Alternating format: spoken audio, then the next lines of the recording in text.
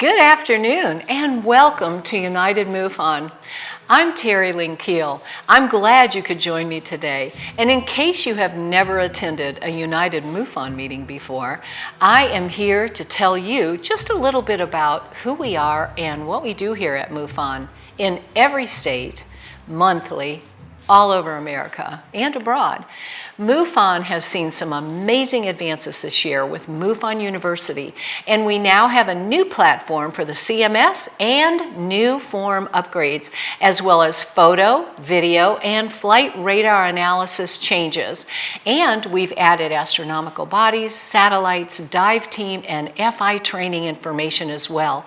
We think you'll love all the new changes and find them positive and helpful. We want to make learning fun and exciting for all of our MUFON FIs and state directors, the whole gamut in between.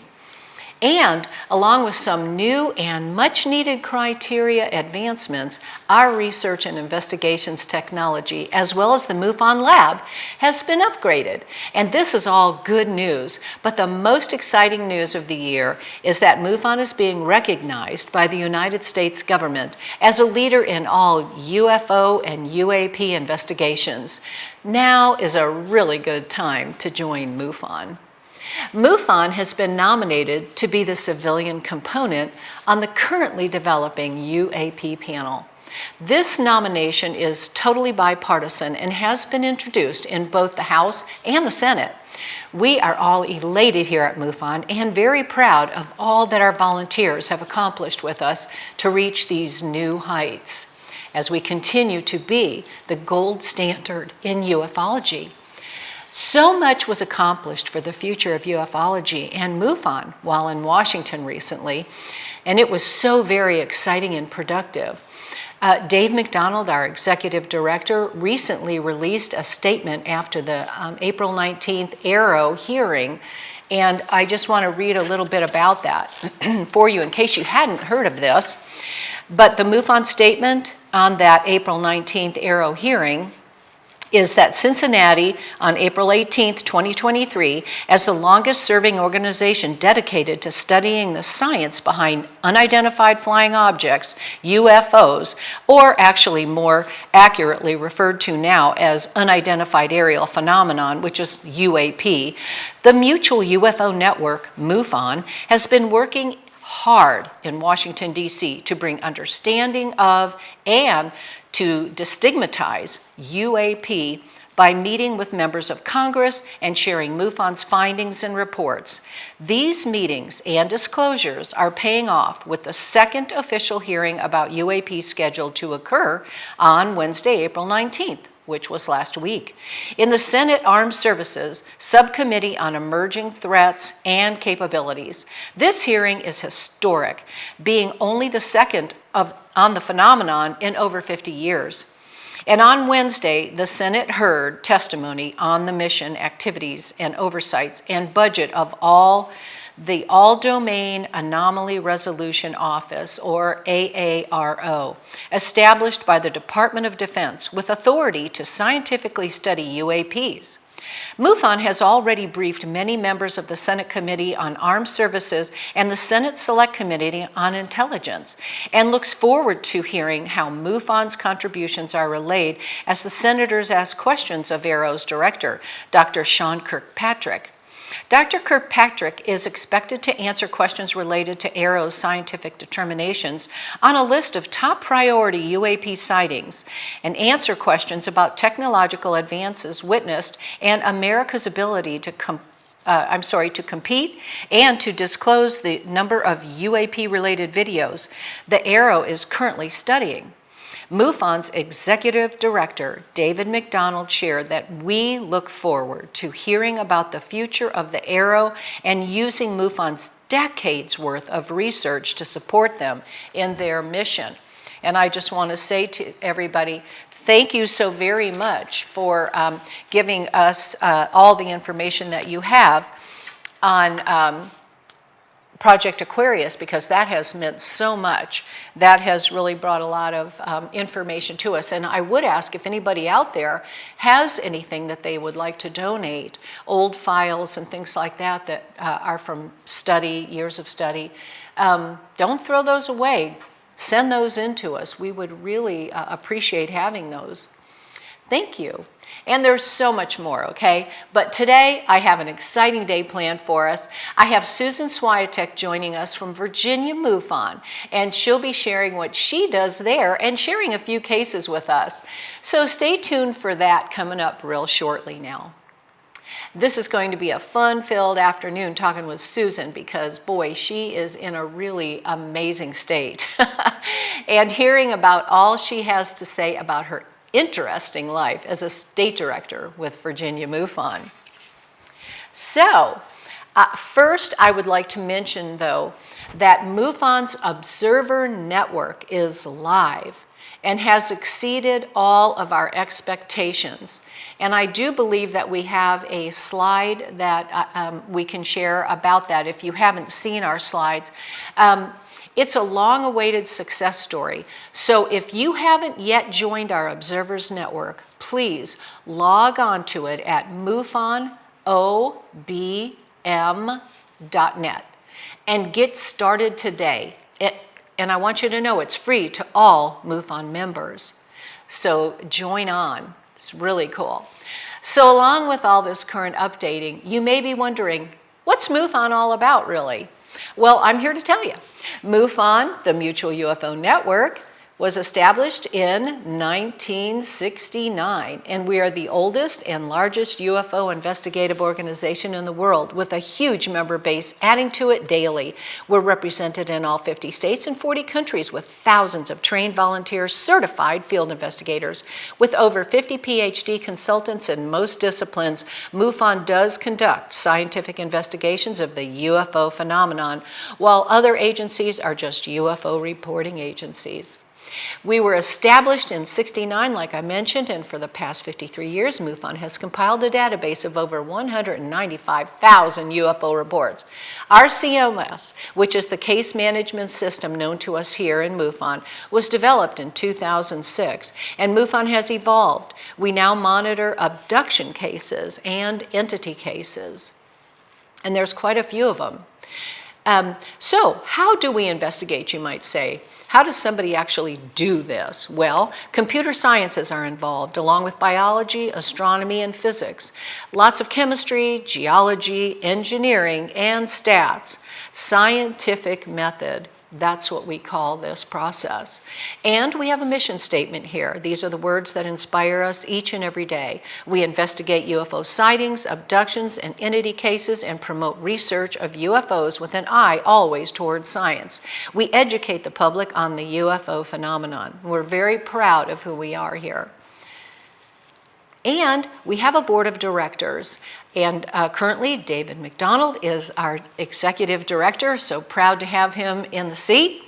And myself, along with Barbara Schuessler-Sobani, she's our MUFON Journal editor, Debbie Ziegelmeyer, state director from Missouri, Rob Swiatek, our physicist, Richard Beckwith, Wyoming state director, and he's also a MUFON attorney, and Sandy Clevin. I want to thank you all for all of your support, and as a board member, we couldn't do what we do without you. So thank you so very much. And of all those UFO reports that we receive, approximately 15% of those are real. The others are literally misidentifications, optical illusions, stars, planets, hoaxes, and hallucinations. But what about those remaining 15%? That's what brought me personally here to MUFON. And you're not alone. If you come on board with us, you will be with like-minded folks. And we want to hear your story, and no experience is too bizarre. And we also, if you haven't, even if you've had your experience back in the 60s or even the 40s, 50s, report your experience, because that helps us with the stats. We can see what's happening and where it's happening. And now with our MUFON app, you can find out exactly where everything is happening right now in real time. Just log on to MUFON.com. We also have an experiencers resource team known to us here at MUFON as the ERT, and we are dedicated to helping experiencers of alien contact. Our director is currently Dr. George Medich. So if you've got something that has happened to you, you can speak with us in confidentiality. Just go to MUFON.com/experiencers-questionnaire.html, and someone will get back with you as quickly as possible. Now just a little bit of MUFON business that we'd like to talk about. We have the MUFON Symposium coming up very shortly here. It's called Friend or Foe. That'll be in Cincinnati, Ohio, August 25th through the 27th. And Friend or Foe 2.0. Who are they? Why are they here? What do they want? That's the big question, right? They have been with us for all of recorded history, yet we do not even know them. Or do we? They have interfered in ancient battles and survival of modern warships. Their technology can shut down our nukes and outrun our fastest jets. They have reportedly killed and they have healed. They abduct us only to release us. Are they ET, time travelers, interdimensional, or something else? Most importantly, what do they want? That's the other million-dollar question.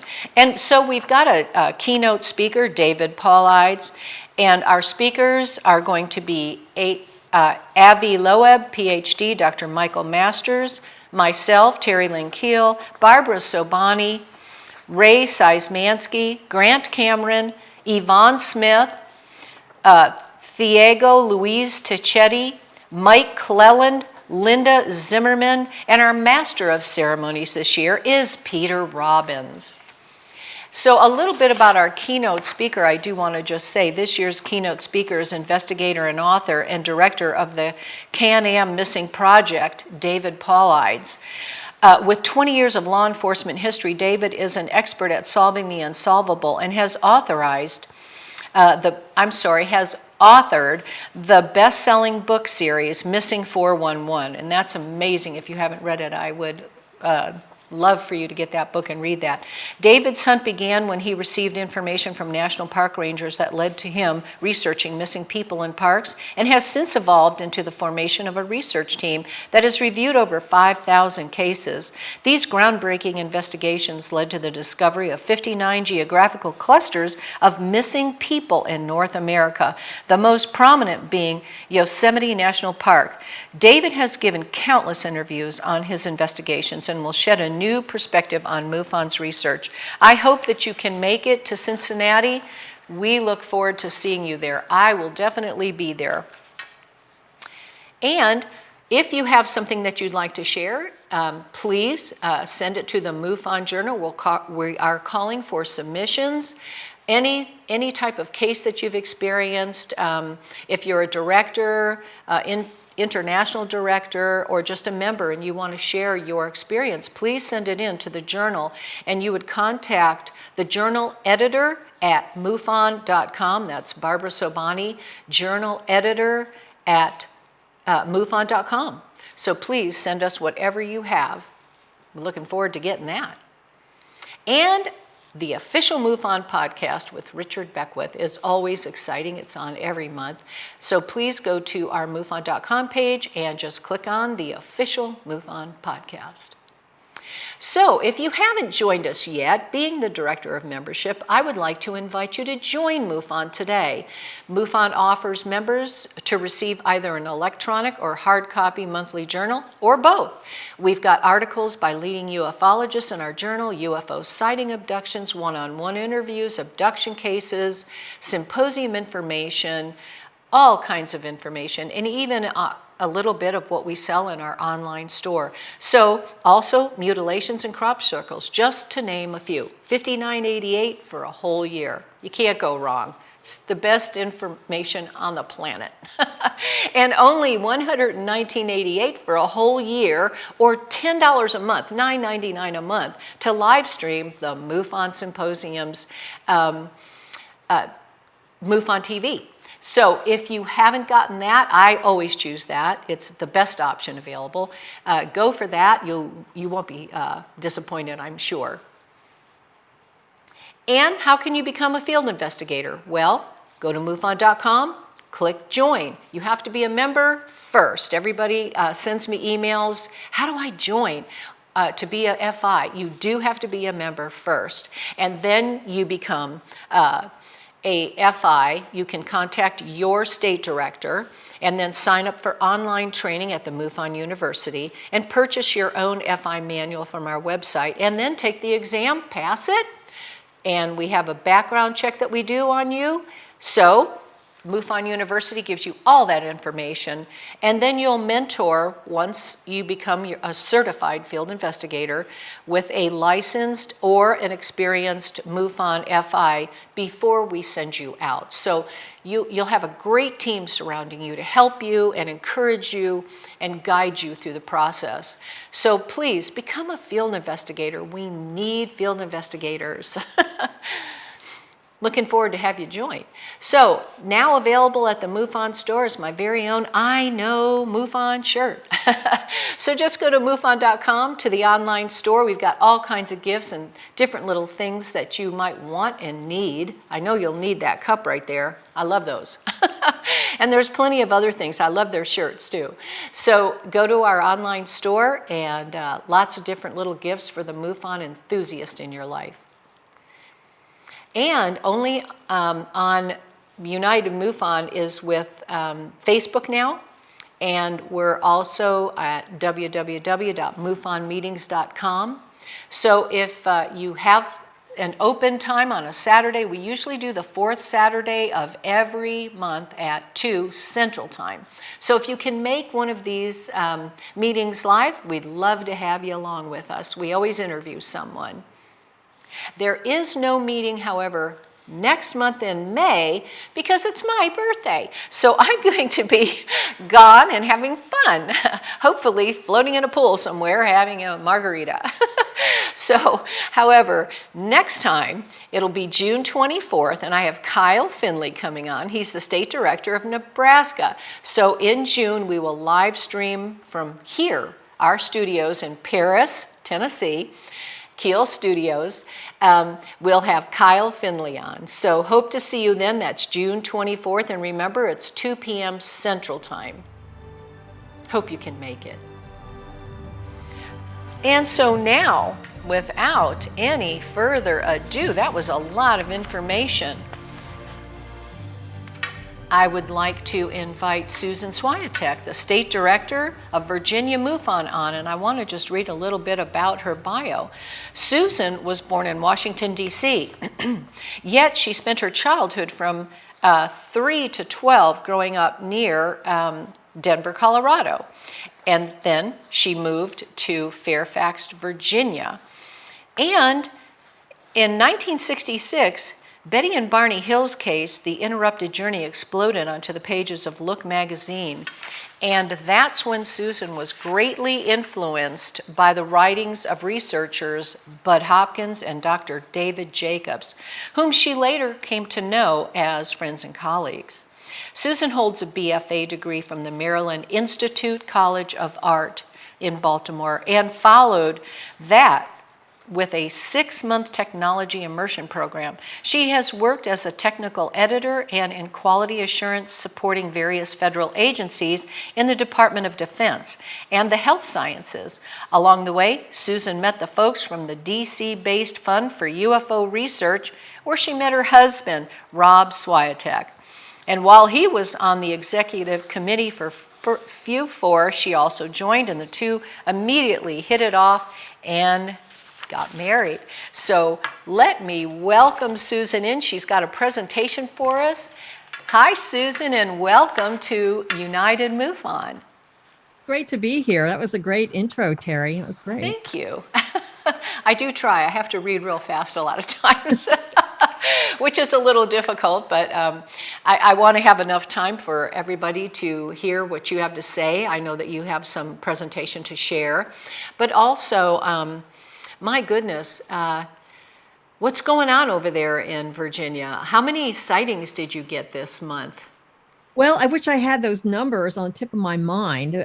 We've just been, it's a deluge, man. We've just really been deluged with members. Luckily, I mean, I've had so many people, I say, yank my chain, wanting to be a field investigator, but thank God, like 3 of them actually carried through. I got 2 in one day that were certified. Awesome. I mean, through the process. Well, so I have those trainees. I'm very optimistic because, we got to do something here because we have we're behind right now, but we'll catch up. Anyway, my assistant state director was also doing the chief investigator role, and she had to step out for health reasons for a couple months. She's almost ready to come back. And I have some other strong people, but it's been tough. It's been tough because, man, I'll tell you, the TV shows, the interest that the government has, whatever it is, whatever's in the water, but people are definitely becoming members at a huge rate and wanting to become investigators and wanting information and wanting interviews. And it's been something else. Well, I'll tell you, you're singing my song being the director of memberships. I love hearing that. And bravo to all those people that are coming on as field investigators. Like I said, we need them. Susan needs them in Vermont. So keep coming. Yeah. I'm sorry, in Virginia. Yeah. Hello. Yeah. Old Dominion. They're all V's. Yes, Virginia. And you're right there next to Washington, D.C., where all the action is and everything's been going on. That's nice. So our state has a little bit of everything. We got the Pentagon. We've got a coastline, which, of course, was in the news back in the 2017, 2018 frame. We're talking about Navy sightings and off the coast.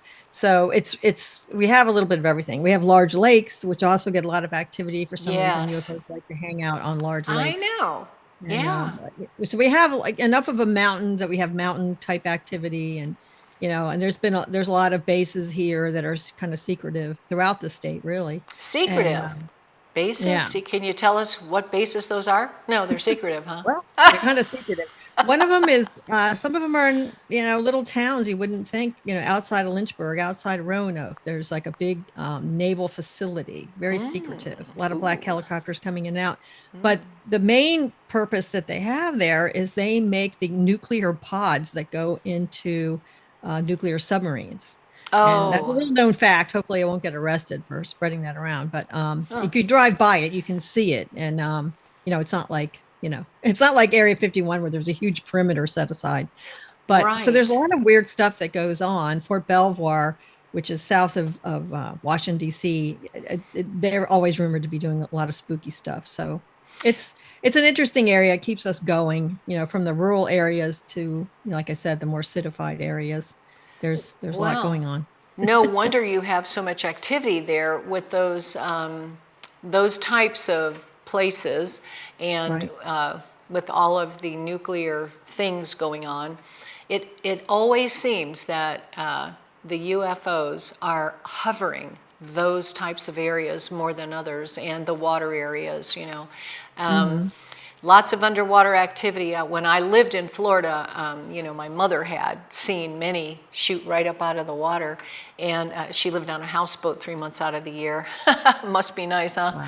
But then in the night, in the late at night, 2 and 3 in the morning, they would just shoot right up out of the water, and she'd be out there on the deck, up on top, and it's just really amazing. So yeah, the water seems to be an issue. You really do need more field investigators. Oh, yeah. Yes, no wonder why everything's so crazy there in But every Virginia. time we gear up with a lot of field investigators, the sightings die down, and then people get bored because they don't have anything to do. So I'm hoping that this flow of more investigators and more sightings just keeps Yes, going. Us all yes, busy. absolutely. So that's what I'm hoping for. So before we get into your slides, you organized back in 1999 the Mutual UFO Network International Symposium, Right. just outside of Washington, D.C., in Arlington, correct? Arlington, That's Virginia? correct. That's Wow, correct. so cool to be near Arlington. I would love that. Yeah, we lived right there in Crystal City, Arlington, and Ah, I wanted to have the symposium to be considered a Washington symposium, but yet be on Virginia soil because I was a Virginian. I wasn't state director quite yet, but I was a Virginian. I became a state director, I think 2003. We figured out, but John Schuster came to town oh, with the Fund nice. for UFO Research, had a Washington joining of the minds, and that included the top people from MUFON Oh, and the top people from the Center for UFO Studies, et cetera, et cetera. But John Schuessler was there, and he just turned to me and said, "Hey, why don't you become Virginia State Director?" And what a great idea.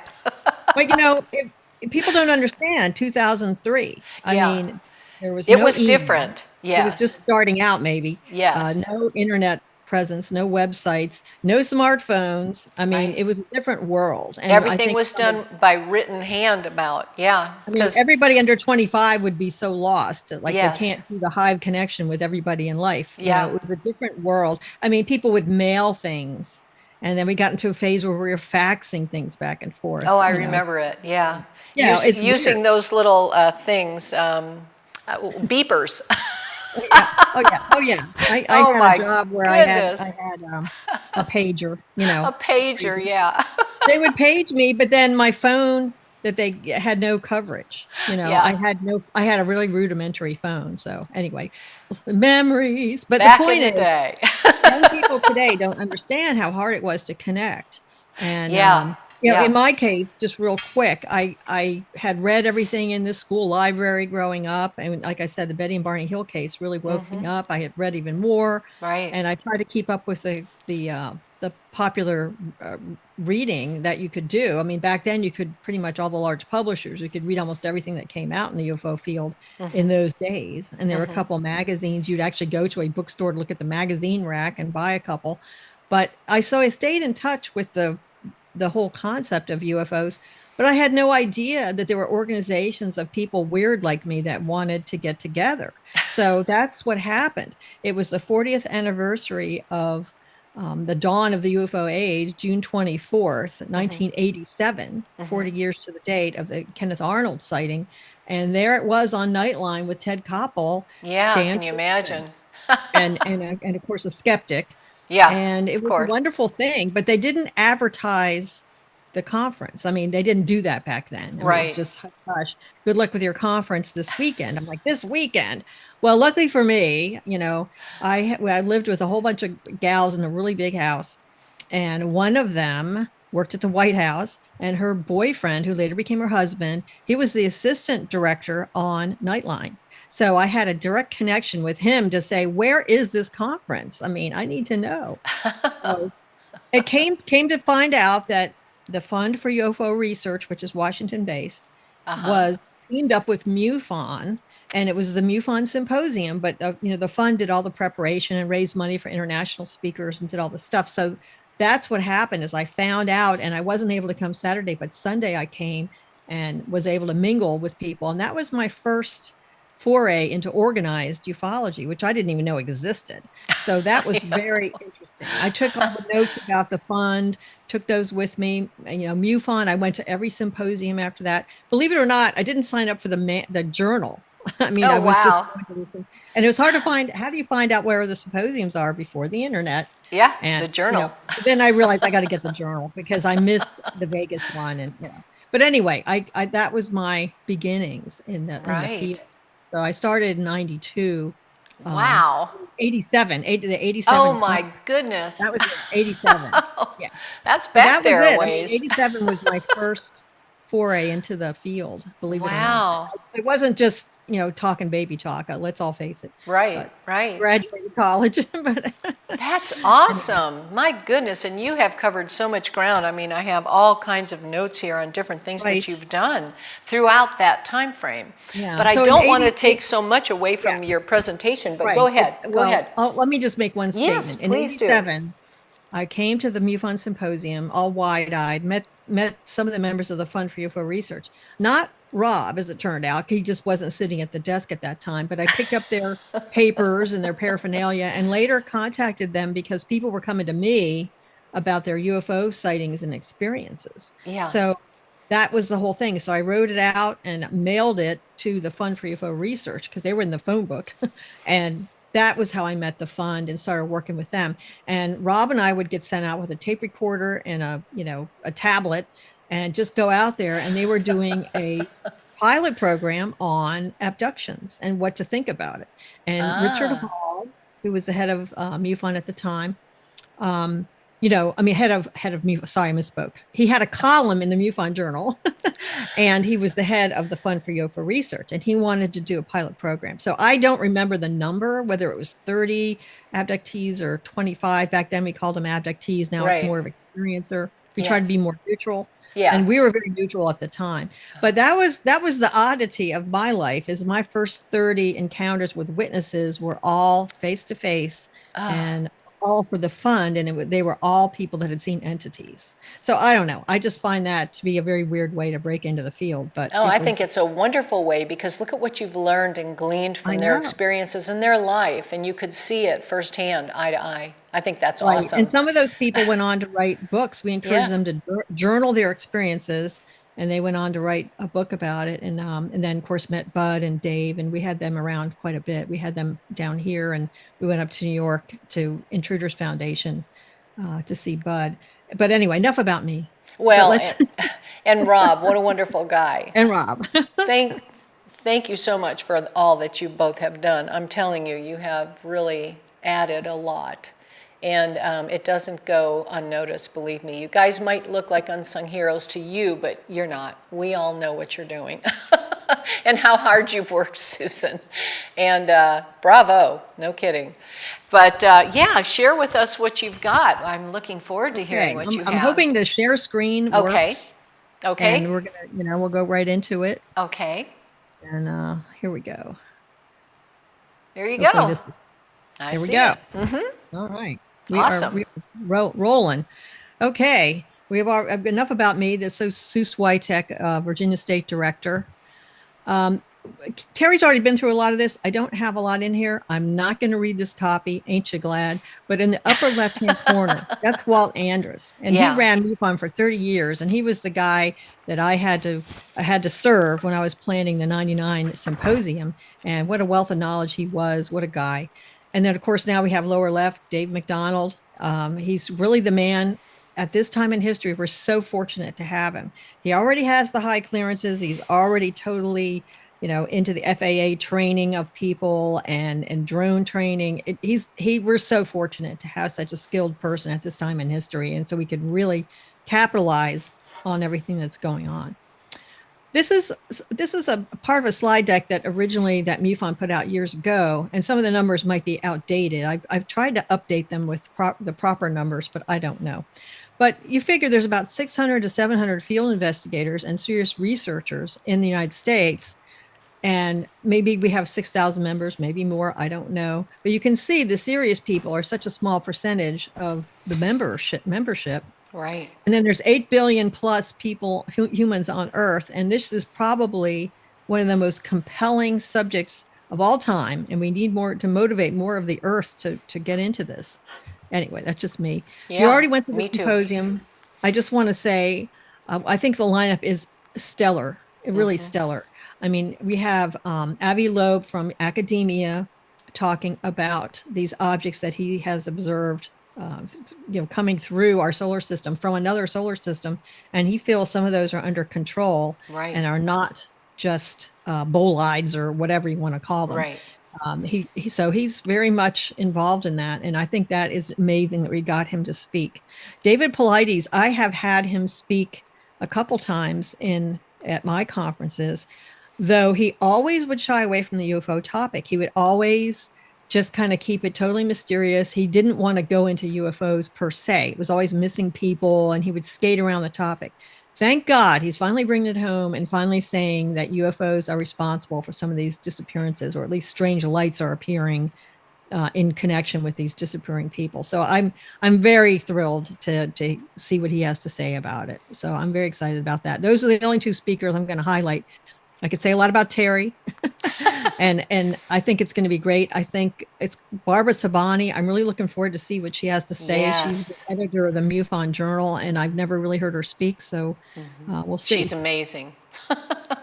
I wanted to bring this up, and maybe Terry can help me get this, just showing up in the MUFON store, because 50 years of MUFON. I mean, 1969 to 2019, this is a big project. Roger Marsh was a great guy from MUFON, and he came up with the template and the plan for this book. But he wasn't able to bring it home in the time frame because he was spread pretty thin with all the web work and so forth. But they gave the project to Rob, and Rob and I worked on it very hard. Mostly Rob, I understand. But I wrote an awful lot for this, and a lot of it's funny. I tried to keep it light. Like, this was the MUFON experience. Over 50 years, some of which is very funny or entertaining. I tried to keep it entertaining. And I photographed a lot of artifacts that we have from the early days of MUFON. And so that way it's artwork, and I tried to make it look interesting. And those are put in. And it really is a picture book. It's really fun. I mean, a lot of people said, I went to sit down for 10 minutes to read a little bit, and I read the whole thing cover to cover because I couldn't put it down. I did too. It's really interesting. So it's on Amazon. We don't have it in the store, and that's something we need to resolve. But just if you go to Amazon, don't use the word anniversary. That's a no-no, because other things will pop up. But MUFON 50 years, those are the key words, and you will. This is amazing. I want to say that the three organizations, the UFO Research Coalition, is an association of the three groups. The reason they're in this order is we decided to put them in alphabetical order at the first time that we did this book. And this is a page from one of our joint publications. And also because the center was behind this particular title more so. And then we at the fund, we helped in some ways, but it was, don't look at this order as anything diabolical. It was just alphabetical at the time. But this is one of the coalition projects, near miss with a UFO. This is the Swissair Flight 127 case. And this was written by Don Berliner, who was the head of FUFOR, the Fund for UFO Research. And Bob Durant, he's passed on now, but he was a captain at two major airlines after his military service as a pilot. and they got their heads together and researched this case. And this is you what I shut want to that say. off out there? This this case, they really pushed the research on it. They created the research because the government couldn't wait to sweep it under the rug. This happened in it was Flight 127 over New York, August 9th, 1997. And at that time, it wasn't too long after that Flight 800 missile controversy. So they did not want to hear about another missile appearing in that same airspace so soon after the other one. They were barely getting over the other one. So this was really swept under the rug until they started FOIAing. And Don Berliner he's an aviation science writer. He has over 50 books in print on aviation. So he was the man to really push this, and also his affiliation with the fund. So they really actually pushed this analysis and this evaluation and forced the government officials, not just here, but in Switzerland, everybody to do their job and really make a report. So I toot the horn because this is not somebody going around the internet, grabbing a few things together, slapping it together and making a book. These are people that pushed it. As a matter of fact, they FOIA'd for a transcript of the cockpit conversation. Get this. The government hadn't made a transcript, but they just gave them the audio, So the people at the fund made the transcript and gave it back to the government. I mean, that's how integrated it was. Anyway, this is the approximate location of the near miss. And this is part of the graphics we have in the book. But there's JFK. This book was originally put out, and then we updated it with a lot of new information, a lot of new illustrations, and we just put it together in 22. And it was electronic, just a PDF, but we're going to put it between covers on Amazon as both forms, coming right up here any day. I'm going to get it up there.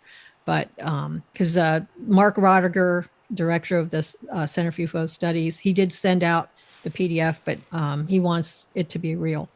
But this is some of the conversations. Swiss Air 127, air traffic control says, go ahead. And they say, yes, sir, I don't know what it was, but it just overflew just like a couple of 100 feet above us. I don't know if it was a rocket or whatever, but incredibly fast in the opposite direction. Yes, sir, the time was, and they're talking, Zulu time or something, but it's 5:07 local time. So broad daylight when this occurred.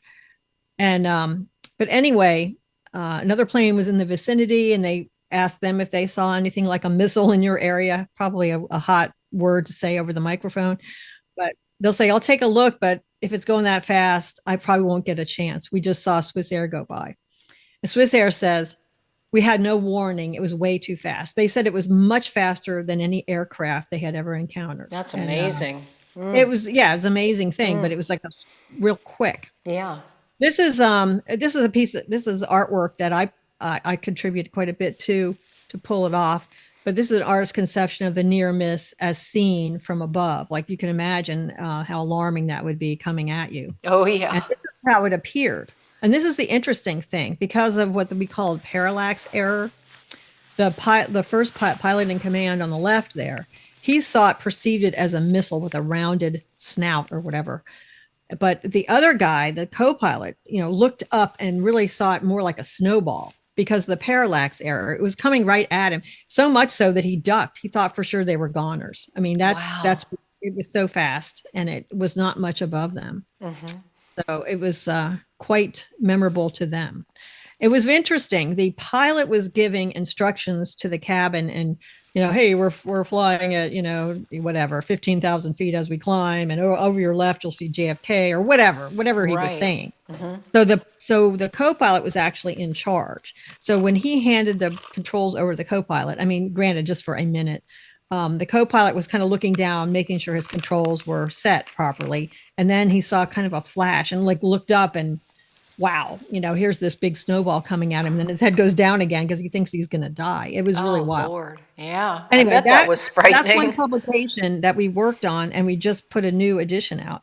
Here is another publication that was put together by the UFO Research Coalition. All three groups, cooperated. And a lot of the graphics, it'll say courtesy of MUFON. But I did this cover. This was an artist representation because really there were a lot more trees. But if I depicted all the trees, you wouldn't see the UFO. As you can see, it's sort of mushroom shaped and it had red, orange, and yellow lights under the surface that never moved.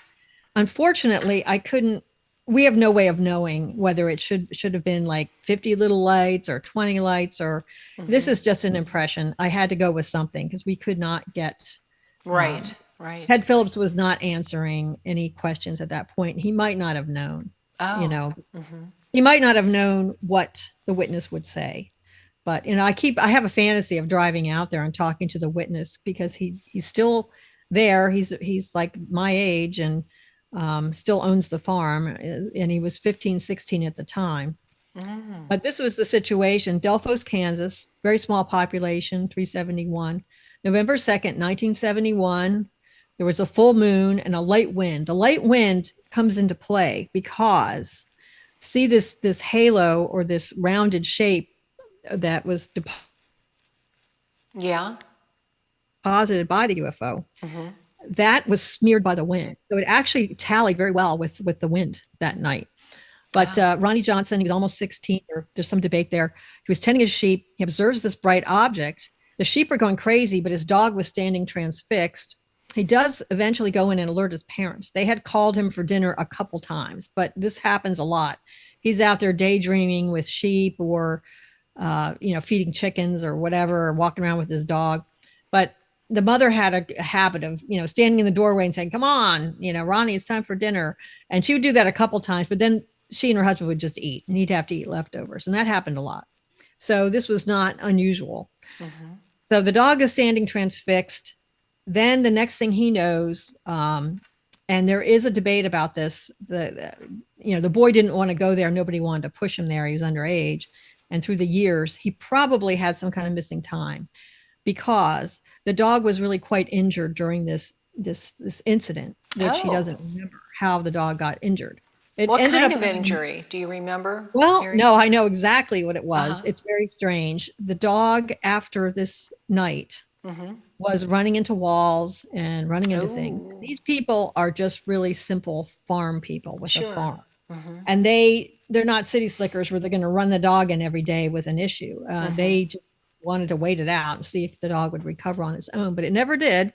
So after 2 weeks, I finally took it to the vet, and the vet looked up the snout of the dog and saw an object in there, and he pulled it out with tweezers, and it had gone all the way up the snout and was behind, like interfering with the eye. Oh, wow.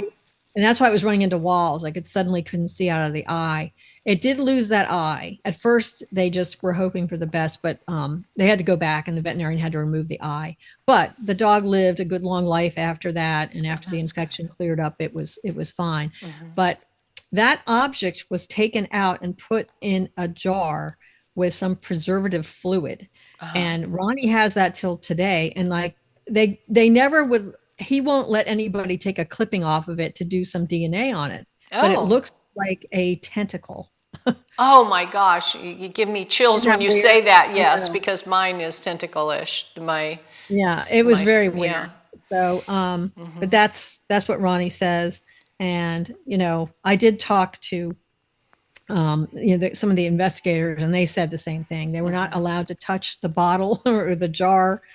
And, oh my goodness. Now see, that's the kind of thing that we would love to get our hands on. Good grief. I know. I still think maybe it's still possible because now you can use such small pieces. I wouldn't even take it out of his presence, Yeah. But anyway, that's just neither here nor there. But even, Ted never could wrest it from him, But anyway, the parents see the object fly away. The mother has the presence of mind to go get her Polaroid camera and take a picture of the glowing ring that's on the wow. The object hovered maybe 18 inches to 4 feet off the ground. It's hard to say how this was deposited because the boy was pretty far from the object at the time. He closed in the space a little bit. But the mom took a picture of the ring, and the ring was glowing. Look at that. This material had actually sprayed on like the side of a tree, the bark and other, there was some kind of spray that came out of it. If you could imagine a hollow walled stem of a mushroom shaped object that somehow sprayed this stuff down. It turned out to be a lot of oxalic acid, which it's present in the soil, but not to the amount that was here. And it also normally doesn't glow. So there was other things that had to be in there. But this publication we put out, there were statements from 50 different scientific people. I mean, from Phyllis Budinger to all kinds of laboratories trying to, say what this material was. Did they ever come up with an actual answer? No, the only finding they had is they could identify the oxalic acid concentration. But like I said, that normally doesn't glow, but it is what it is. But there's the site. You can sort of see it. Yeah. It's sort of an oblong or whatever there. There's the sheep, but looking northeast from the pen, there's poor Snowball, lost an eye in this whole thing. Oh, wow. There were 2 trees that were affected. One was this smaller tree that you're looking at here that was half dead already, but the object just mowed it over, and that was that. And the other tree was in better shape, and it just it lost a limb that was mowed into or whatever. Here's hey, we've got somebody that has asked a question. Let me just ask it to you real quick. They want to know, do you know if there was any radiation? That was from our viewer, Mr. Voss. Okay. Well, not that I know of. This particular sighting had everybody in life coming out. I mean, somebody from the government did come out. A lot of people came out to it. All the APROs and all those kind of people came out. And of course, Ted Phillips came out. He was associated with MUFON. And there were a lot of investigators. So I'm sure somebody must have tried that, Oh, sure. And that would be easy with a Geiger counter. And this soil, the reason we put out this publication at the time, I think it was 99, is nobody had really done a definitive publication that had all of these tests from all of these laboratories all in one place. And what happened was Ted Phillips, he had a lot of samples in his house, all over his house and in the dining room. And his wife finally said, they have to go, or it's me, or something like that. So he threw away a lot of his samples. Well, he found in his attic some of the samples from this situation. And this is the interesting thing. You can look online. Here's a little task for people to go online. Because Stan Friedman really liked this case. Everybody likes this. Yeah, this is a great case. But the soil is what they call hydrophobic. It will not mix with water. And there's a video online with Stan Friedman trying to get the soil to absorb water, and it won't. And it was probably brought to a very high temperature. Does anybody have a sample of that? Was it collected so that it's in... Oh, yeah, it was, believe me, this thing was looked at 9 ways to Sunday. Now, whether today we know where there's any, I don't know. I don't. But MUFON doesn't have that. Yeah, it would be interesting. I mean, at the time that the soil was rediscovered in Ted's attic, we put it through every test there was. So that would have been, I think, around the 99. Wow, that's amazing. Great story. Kind of marched on, I mean, there's probably even better tests that could be done, but there is a lot of tests. It's all in the publication, and it will be online very soon. It's already been done. Oh, good. Okay, now I'm changing the channel here to disclosure, the act of disclosing or opening up to view. And that is the time frame we're living in now from 2017 onward. Absolutely. It's really been a total march along these lines. Of course, I have to throw this up, because we feel like, oh no, here it comes again, we're getting teased. People under 40 don't even know who Linus is, but there he is. I know. And that or Charlie Brown. Charlie Brown, yeah. But and anyway, but this whole thing started with Harry Reid and Robert Bigelow really coming together. Believe it or not. Bob Bigelow. A lot of people know this, but I think it was 25 years ago or something. It had to be a long time ago. He got involved in the UFO subject when he was just a guy involved in real estate. He had all these really kind of low rent hotels around Vegas. And that was his first foray, and he did all kinds of crazy stuff. And my husband, Rob, went to the meetings. At one point he was thrown out of the meeting, and Rob called me. I just got thrown out of Bigelow's office, but oh my on and on it went. He wasn't the easiest guy to get along with, but he had his own ideas as a billionaire of how things should proceed. But he wanted to turn the crank and output the answer. It doesn't work that way. And he didn't understand the phenomenon all that well. But he came back into gear again, But now we have, Senator Gillibrand is one of those who has really been pushing for the study of UFOs, the government to kind of come clean. And that came out November 2021. And that led to a lot of bipartisan efforts, our own Mark Warner here in Virginia, and then Marco Rubio from Florida teaming up. And the preliminary assessment came out. It was only, the original public version was only 9 pages long, but at least it was something. I mean, it was something. Right. And then Biden signed the National Defense Authorization Act, which formally got the ball rolling for fiscal 2023. And then we had the annual report. After the NDAA was released, this late report from 2022 was finally churned out. I think they wanted to look at the language of the NDAA at the end of the year, and that's why their report was late.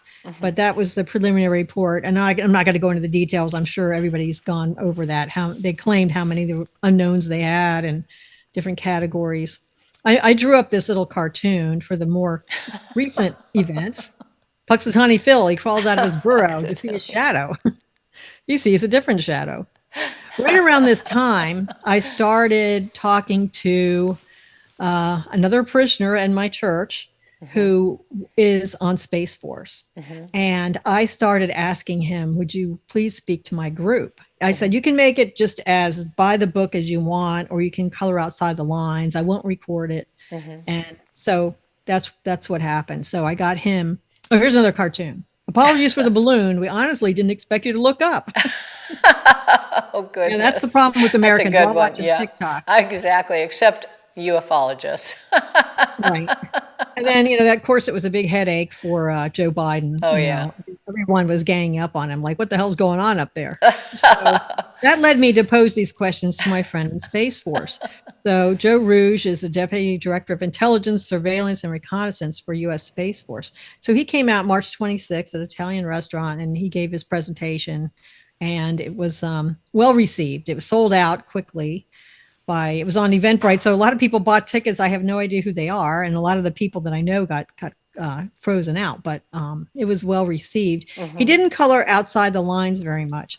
In fact, a lot of what he had to say was mirrored by the recent press conference, because he kept saying, we have our narrow niche of what we do, and if it goes outside this or that, it goes to someone else. Like, you can't wait to move them to someone else, and that was the same theme I got from Kirkpatrick. He said, I want to turn every UAP into SEB, somebody else's SEP, somebody else's problem.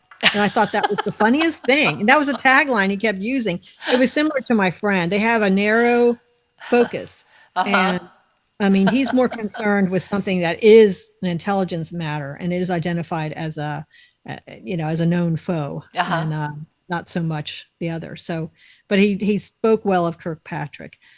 And I can maybe say, I have a member who's also been an investigator who works for DOD, and he's been trying to get on the project, Aero or Space Force or somewhere, but to no avail. But he used to work for Kirkpatrick, so he sent him an email saying, oh, you did a good job at the press conference, trying to wheedle his way in. We'll see how that goes.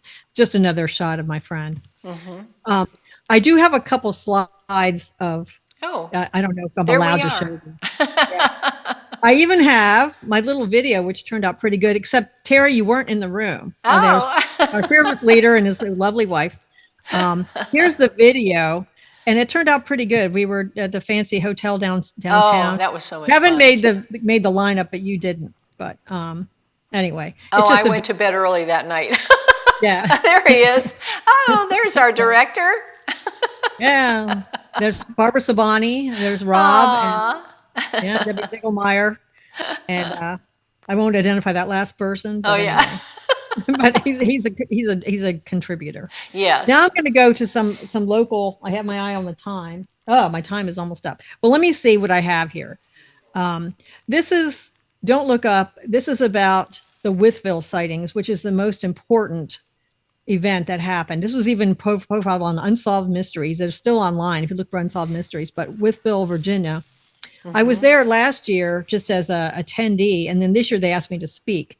but it was the 35th anniversary of the Withville UFO. It was more like a flap, but it's somewhere between a wave and a flap, in UFO terminology. The weird part about the Withville thing is people kept seeing these very geometric forms, which obviously are not aerodynamic at all. Right. The T shape was seen all the time, and it's the leading edge is the front here. It makes no sense, but that was seen quite a bit. Yeah, very strange stuff. And then they had these other views, but they had some wonderful illustrations in the first version of the book. They've re-released the book, and I don't know whether they couldn't get permission or whatever, but all these fantastic line drawings, there must have been like 40 of them, are not in the new edition. However, they put me in the new edition, so there's that. They spelled my name wrong, but they got me in there. But it was very weird. But we talked about the case management system, and this is where this is where the cases in the more modern era are. But you can see the date up there. This is near Richmond. It was a man and his son. They're both military. I think the father was retired military at that time, but still kind of young, retired. And the son was in the military. They're both pilots. They were in this small Mooney aircraft, and they saw this glowing orb that had some detail in it, and it was kind of scintillating. And it came toward them, sort of like a Foo Fighter in the old days, World War II. Look that up, Foo Fighter. Yeah. And I know what that is. They lost all control. The whole cockpit went dark, and they were going down, and they thought it was the end. And luckily, I know, can you imagine? No. Luckily, I wouldn't want to. Came back, luckily it came back. And Norm Gagnon did this illustration. He worked that case and did a great job with it. But when they landed, the father said, "That's it. We're not doing that. We're not going to report this. We're not ever going to talk about it." And the son's like, "Are you crazy? I can't wait to report this to MUFON." So I thought that was good. Anyway, here is another case near Bedford, Virginia. And just to go through it, the interesting thing, there's not a lot of graphics here, but you could have said, oh, it was just something, maybe it was Venus or something. But if you read this text here, this created a lot of attention. It was extremely bright. A lot of people reported it. And it turned out it was in front of the mountain range. So no, this was not an astronomical body. This was in front of the mountain range. So that was definitely unidentified. But it was really good sleuth work on the part of the investigator on that one. Eliminating all the possibilities. This was another case that we went on long before ERT was formed. We went to see this woman on the suburb of Richmond who had these abduction events. And these colors are exaggerated. It was just slightly green and slightly pink or peach, but she had such delicate pencil work. I had to kind of enhance it or, make it more saturated to even be visible. But she saw these three distinct beings.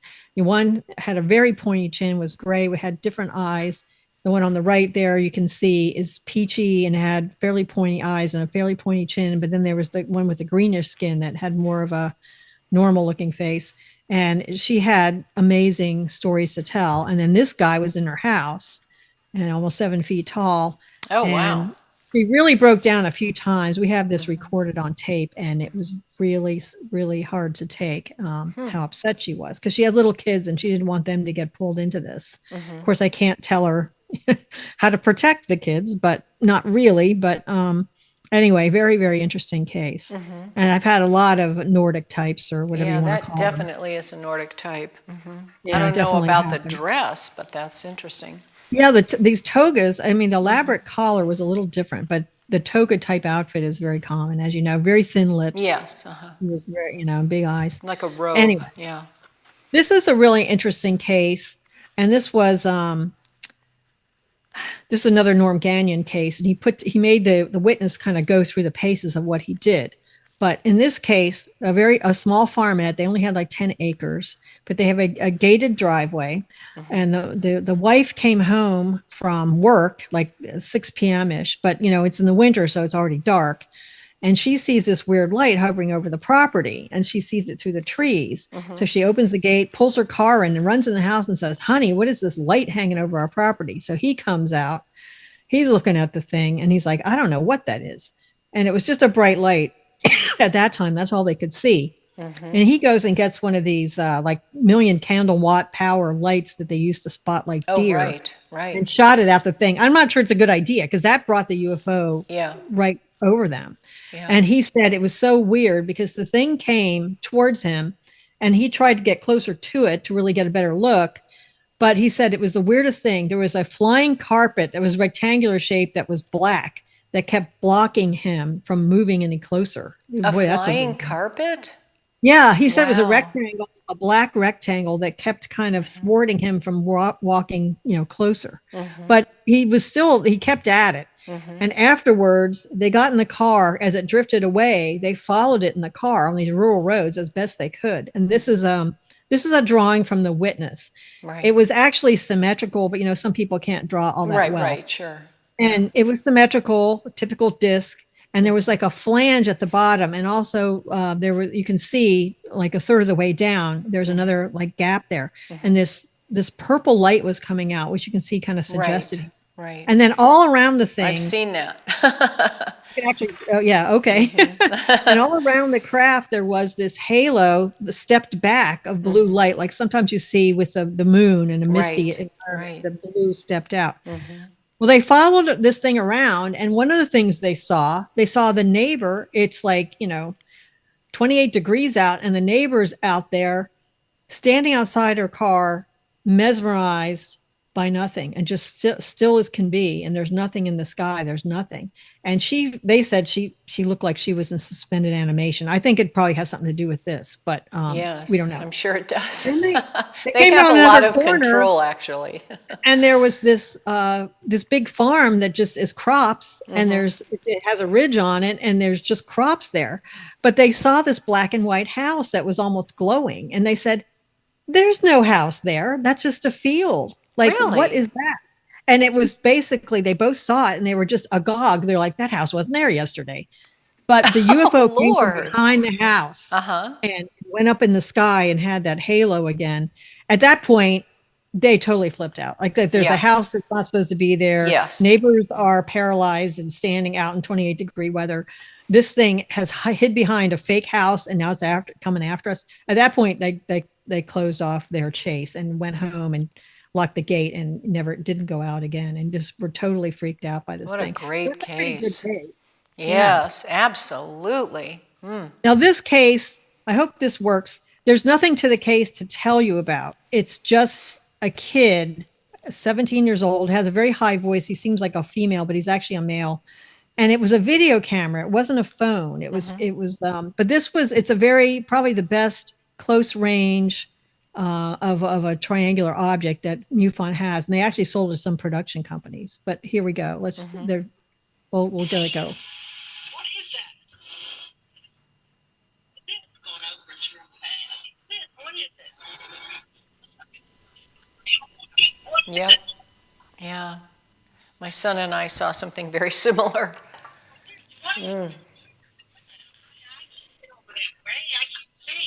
It's funny for the ufologists watching this, it's actually enlightening to see other people having seen what you've seen.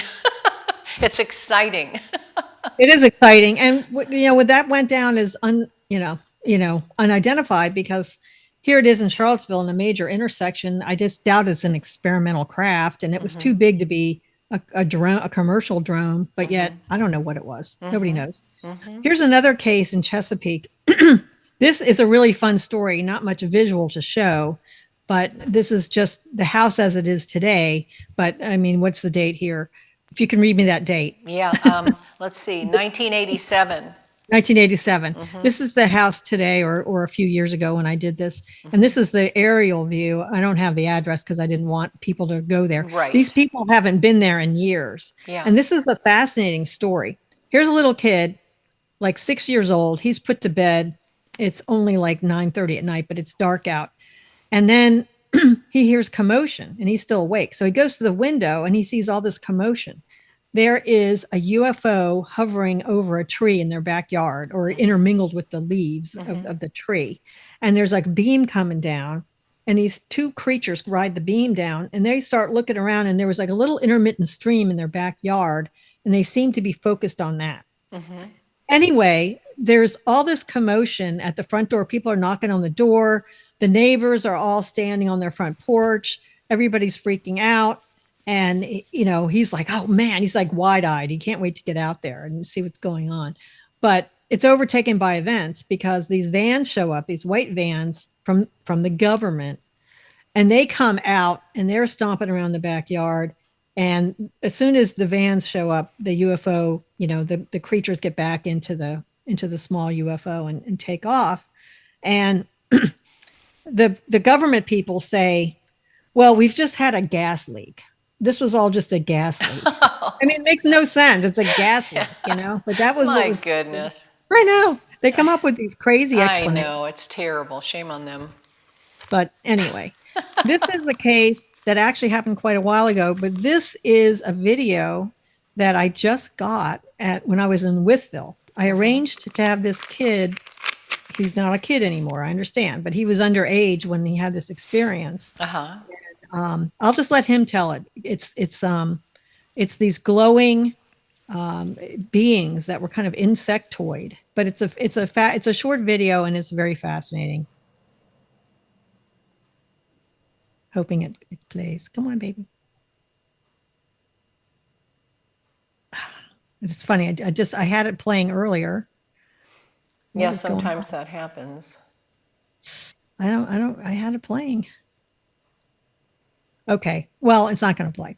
Okay. But these two boys, they were 16 at the time. They went to visit some girls from another school. They'd met in a chat room, and they said, "Meet us at the bridge, and we'll talk to you guys. We're coming back from an away game for us." They were driving down to Tennessee because, as you know, the tri-state area, they all come together: West Virginia, Right. Virginia, Tennessee. Mm-hmm. So they weren't that far. But our moms are going to be looking for us. We only have a little bit of time. So they went and talked to these boys for maybe 20, 25 minutes. And they said, we better go. One guy got a phone number or something. So they're walking back maybe 3/4 of a mile away from this kid's house. But, the neighborhood that they're very familiar with. They're walking back, and there's a like a baseball thing over there, like a baseball diamond and a few other things, like a park thing. They're walking along. All of a sudden, crossing their path is 4 glowing, like blue-green humanoids. Oh, wow. They had angular features like insectoids. They never saw a craft, but these beings started chattering between them. He describes it as like a dolphin and mandarin combination. And then the boys, they're like, we're real macho and everything, but we just grabbed each other because we were just so afraid. These things were only 15 feet away from them. And the beings were totally surprised, as were the humans. And they were talking very clipped tones. All of a sudden, they sent out this sonic blast. That's the only thing he can come up with. He said it was so painful and so earth-shattering that we thought we were going to die. It was just such a sonic blast, like a defense mechanism. Then the aliens went off. Their legs moved, but they moved a lot faster, as we often, they're kind of floating along. They went across towards this little stream, and then they went up the walls of the stream.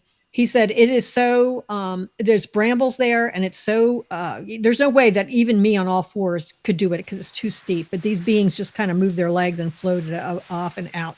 Then they were totally panic stricken. They went from door to door, knocking on doors. Oh, let us in. And nobody would answer the doors. They ran all the way back to his house, and they got in then. And then they got themselves together, and they asked for, oh, can we get the deer spotter light? I think we see some deer out here. So that was the excuse they used.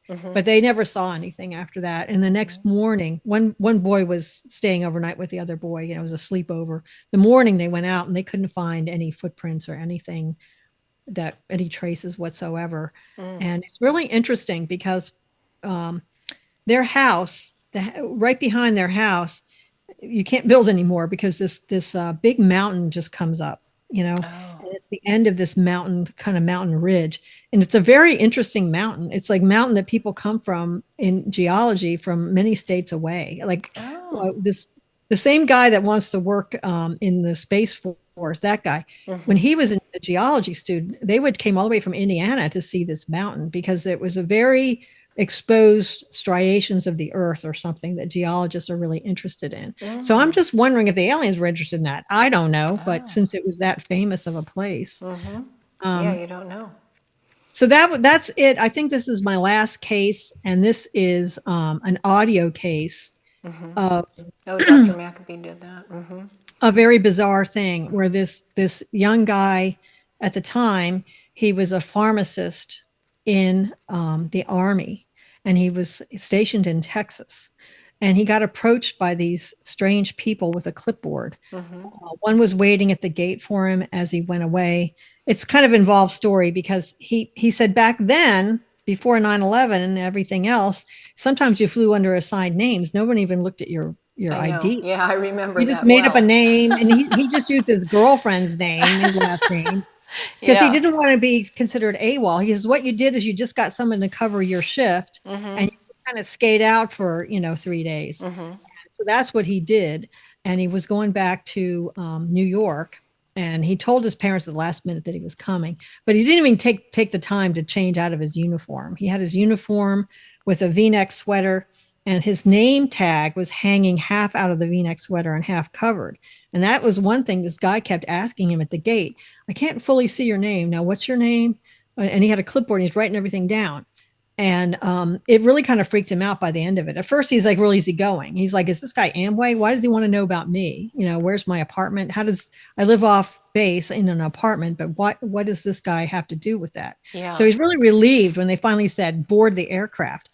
But he went in the aircraft, and another guy with a clipboard came up to him, and it was just took off where the other guy left off, and just with these crazy questions like, how long are you going to be gone? And he was just really rattled by this. Yeah. So finally the stewardess came by and said, sir, this isn't your seat, you have to leave, and made the guy leave.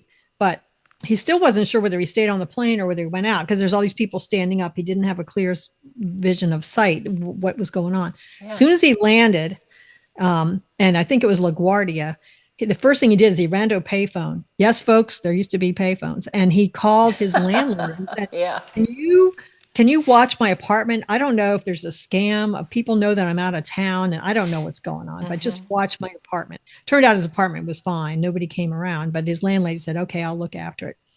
So he takes the cab home.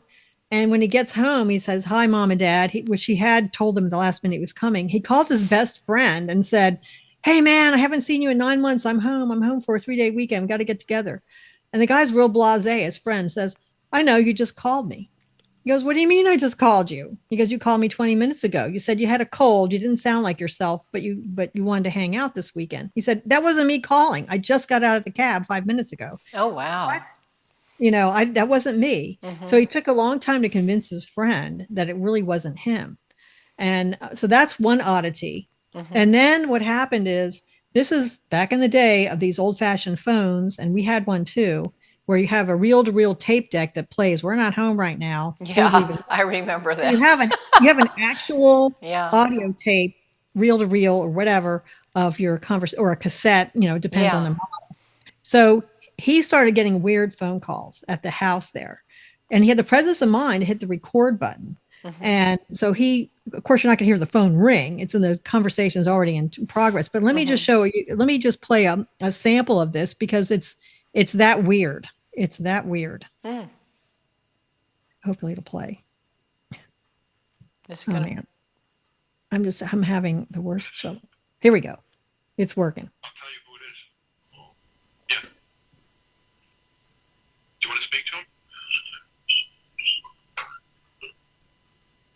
Yeah, who says Steven? Are you playing games with me or what? Huh? Steven, if you're playing games, I'm going to kick your ass. Huh?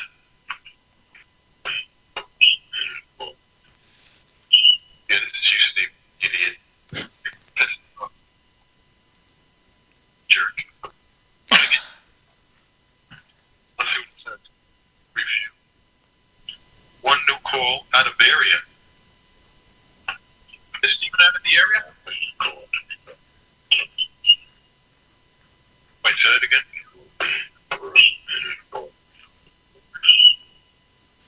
Wait, hold on. Is Steven out of the calling area or what? don't know. He's in Queens. I don't know. Hello?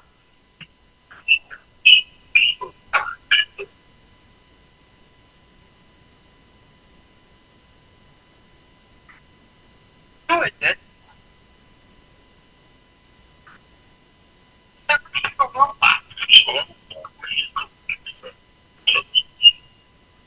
What was that again, son? Oh, be quiet. Huh? Sorry, would you see that again? Hello? We're being impersonated by what voice? Yeah. Hello? Yeah, hold on a second. Yeah, what is your question? I'll answer it.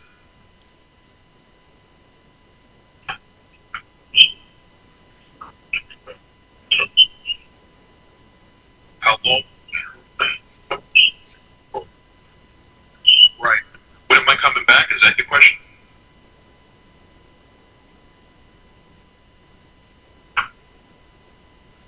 Okay, it's a break. Hold on. You want to come back to Texas? Oh, is that your question?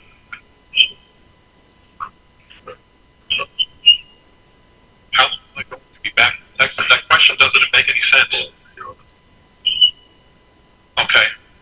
I'll be coming back eventually. I can't tell you when. You should know that question, the answer to the question, because you seem to know more about me than I do.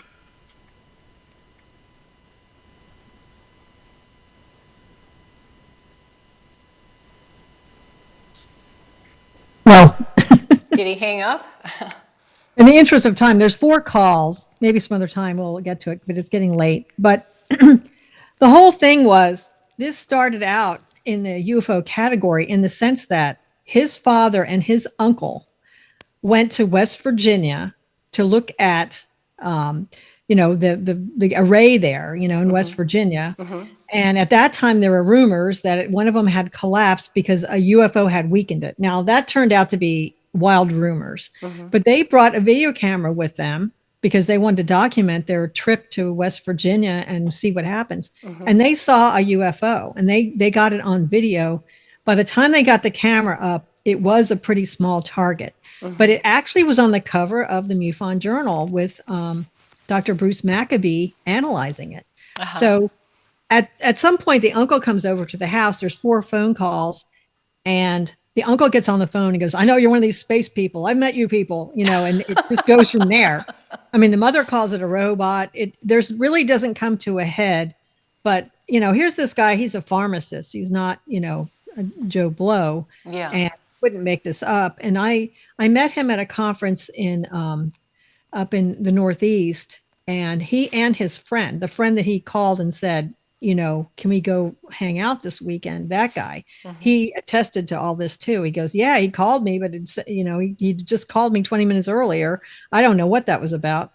So I did meet his father as well. And I actually videoed a conversation with his father there as well. His mother has passed on. I think his dad's still alive, but it's just a weird scene. He keeps saying, is Gary Sudbrink there? And then he says, how long will you going to be back from Texas? Some weird, it's not Didn't exactly make proper sense. English. Doesn't make sense. Yeah. But he keeps saying that. Another thing it keeps saying is it says, look to Orion, look to the belt of Orion. They're like, what now? Beware the full moon. It keeps saying. And then at the end, it says, beware of government interference. Gary's like, government interference, is that good for me or bad for me? I don't know. Can't be good. And the very last thing it says that you can figure out is it says, and the emphasis is always on the wrong syllable, or it has a weird manner of speaking. And it says, we come to be within your planet, whatever that means. We come to be within your planet, whatever that. I don't know. It never came to a head. They got 4 phone calls over the course of the weekend. The uncle gets on the phone, the mother, the father, but not that really illuminates anything. Right. It's just confusing. Yeah. So I had him down here as a speaker. He's not really a speaker. He's very reticent, but he was willing to do it. And I had to kind of draw him out, and just play the audio. But there is really no punchline, except it did start out as a UFO case per se. You can't really go anywhere with it. Yeah, there kind it of a is. Men in Black, maybe kind of a case or something like that. That is my last. So I'll stop the share. Okay. Stop my share. Okay. All right. Well, Voss had asked a question: who is the liaison to Gov for MUFON? And I'm thinking that would probably be Bob Spearing. Not really sure who it is, but anyway, Voss, I will find out and get back to you. So just on the chat there, I'll put it in and get that information. And Travis Taylor wanted to talk with us, but we've since moved on from that subject. So thank you for getting in touch with us. He wanted to share with you. He wanted to ask questions because he worked for. I'm not really sure who. He says them in the past, so I don't know who them was. But we'll get back with you, Travis. Thank you for reaching out to us. But that was very interesting, Susan. And I've got to say, I don't mind running late when it's that interesting, because I love these stories. And boy, there are some there that are just really gems. That was really good. I thank you for what you're doing there in Virginia and for sharing all of that. That one that you shared about the Ted Phillips, the Delphus, Kansas case, that is amazing. Right. Boy, I hope that can be looked into. You and I need to talk. There's about 50 pages of different laboratories on their mastheads, with their diagnosis. Now, some of it goes way over my head with the chemistry, but it's not like there's a huge punchline. An oxalic acid concentration was the big finding, but that doesn't glow. So so that wasn't what it was. Yeah, but that wasn't the whole what story. Was being said, right? Yeah, but that wasn't necessarily what it was. Well, okay, we do have to wrap up here, and I'm telling you, I look forward to seeing you in Cincinnati. That's going to be a lot of fun, and we'll be able to chat more. You and Ron. Okay. Rob, I'm sorry. But everybody, please join us in August, the 24th through the 27th, if you can make it to the MUFON Symposium. I'm sure that Susan will be there, and you can talk to her in person there. If you've got questions for her, I have a little bit of info here on where they can reach you. VA MUFON Facebook, they can reach out to you. And also, it's facebook.com.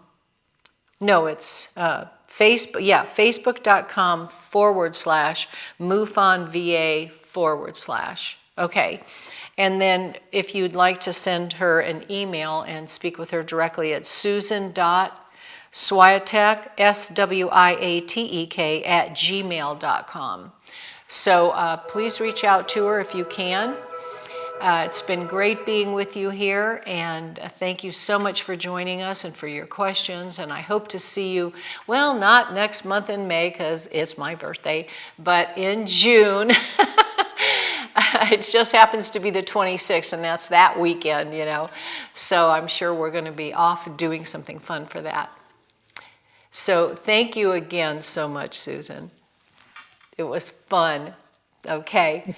And let's see what I have here at a little thing down there, explore more, terryling.com. I have my personal site with a lot of different stories. Some of them are some of my very profound UFO experiences. Please visit that. And I will be speaking at the symposium this year, and I'll be talking about a DNA sample that I had from an experience in 2012 with the extraterrestrial healing. So I hope that you can make it to the Cincinnati Symposium, and again it's August from the 24th through the 27th. There's my Amazon.com. You can actually purchase that book there, Alien Healing. And again, thank you all so much for coming. And we will see you in June, in 2 months. So never stop looking up. And thank you again.